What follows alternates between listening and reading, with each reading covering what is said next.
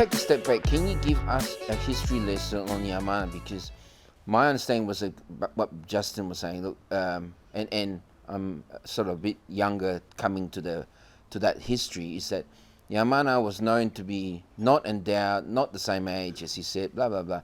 Was already their discovery, or was Central Bore sort of the main one that says, hey, we got something here, whereas other people didn't? Yeah, so it's an interesting history at Yamarna. So there was no, because it's further out from just more remote than the other belts, and it's undercover, so it's under the desert cover.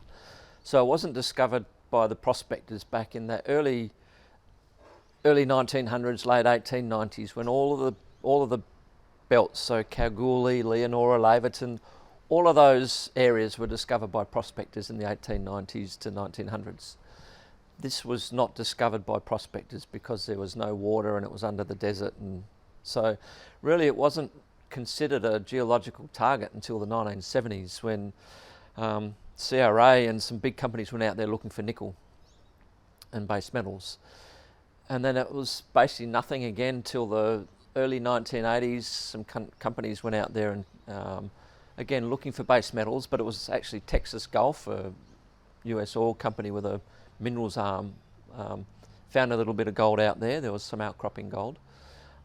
That was the first discovery of gold, and then there was a series of companies that did some exploration out there, and sort of late 80s the Saturolaric trend was discovered.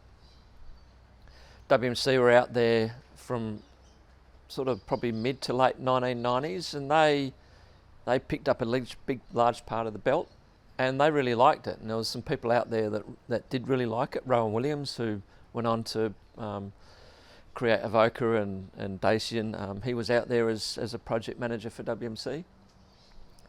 When WMC sold their gold business in 2001, and they got out of gold from Extiv, they got rid of the project. So from there was just a series of companies looking for, exploring for gold, but nearly always going back to the Saturolaric trend, because it was semi outcrop. There was obviously something there, but that just kept drawing the explorers back. So from the early 2000s, there was three main companies out there. One was Asarco, an American company, and the exploration manager for them was Russell Davis. Asarco exited Australia. They were mainly copper out of the US. They exited.